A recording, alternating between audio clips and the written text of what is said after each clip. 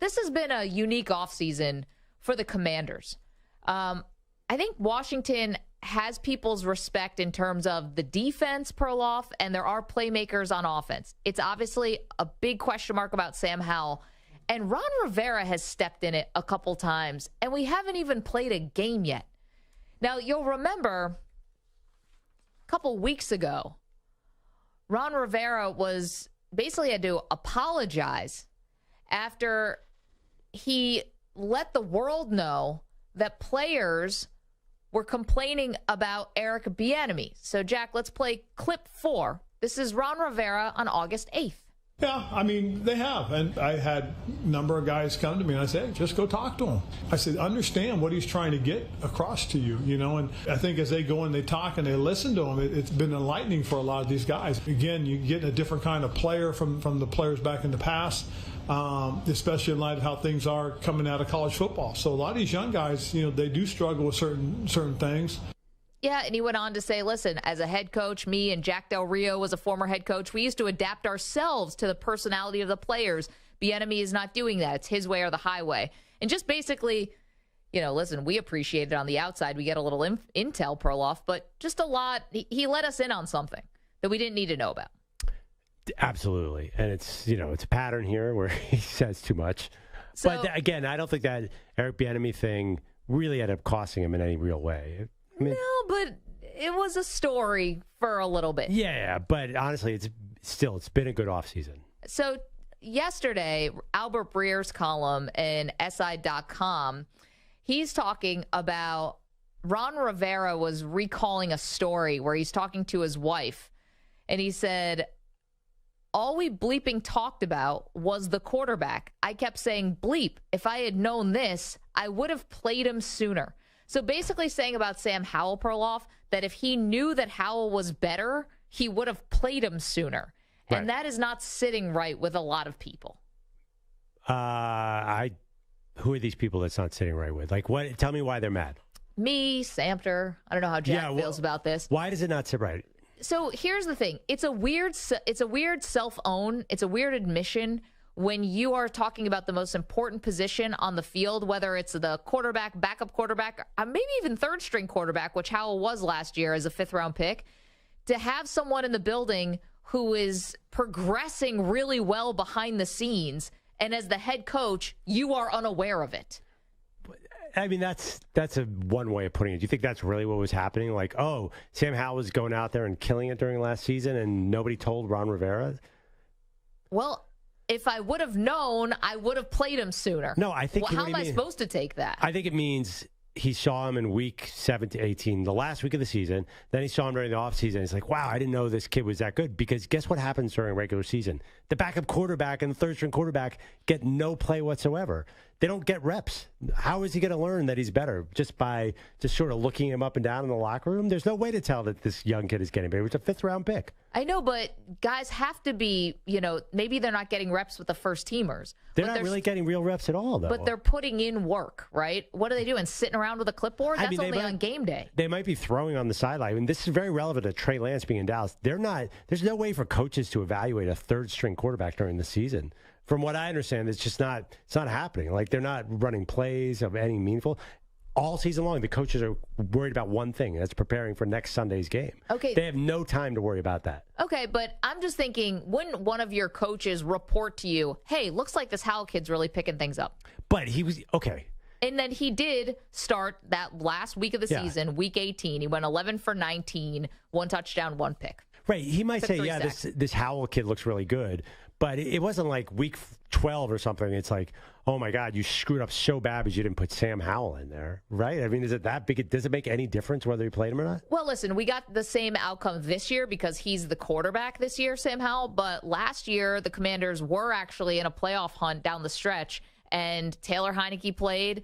Then Taylor Heineke got benched, and then Carson Wentz went back out on the field, and he was awful. And that's why Carson Wentz doesn't have a team right now. Yeah. So, I mean, if Sam Howell really was good, maybe he did catch a little lightning in a bottle. Hell, we watched Brock Purdy win 8 in a row on a very good 49ers team, but no one saw that coming. And how many times has that happened in history, the 104-year history of NFL? Well, I'm just saying. I mean, 0. Brock Purdy was a 7th-round pick. Sam Howell was, what, a 5th-round pick? So, okay, I don't know why I'm getting mad about this, but you're saying you're killing you're killing a coach because in week 13 he didn't turn to the 5th round, 3rd string quarterback. No, I'm not. I'm killing a coach, and I'm not killing him, by the way. I find it like alarming a bit that somebody at the most important position in the sport, when it's not like your quarterback situation for the 1st string and the 2nd string is real solidified in stone here, and the fact that someone could be getting that much better behind the scenes and you don't know.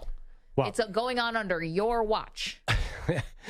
If he had said this in week 17, that's different. But obviously he's playing Monday morning quarterback here. He's not like I miss it. And I don't think that Sam Howell was so impressive in week 13 or something. I think he's seeing him now and be like, oh, that guy was good. I should have played him last year. Right. But there's no way he could have known that. When did Sam Howell join the team? May 1st or something? Or after the 5th round pick, 3rd round draft. So he came in May 1st, had some mini camps.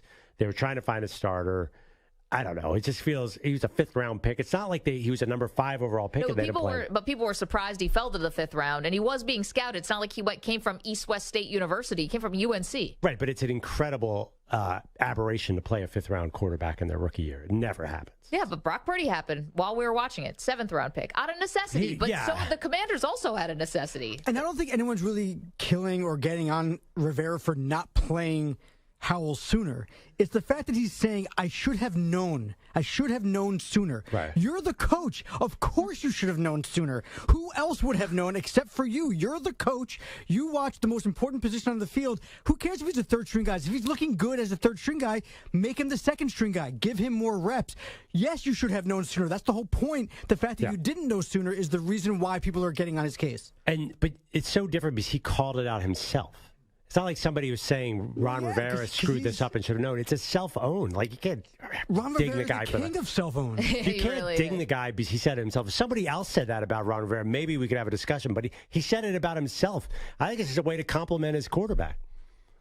No, I don't know. No, you're not wrong. I give him some credit for self-owning himself, and he does mea culpa whenever he makes a mistake, and he does make a lot of verbal mistakes, and things come out of his mouth that you're like, how did he say that? But this is, of all the mistakes that have been made in Washington, this is such a mild one because it didn't matter if he played. There's no actual repercussion of this supposed mistake. Well, I mean, they were 7-5-1 before they lost 3 straight, and then Sam Howell came in. They finished 8-8. Who knows? Maybe they could have made a run for a better spot, a home field game in the playoffs. Who knows?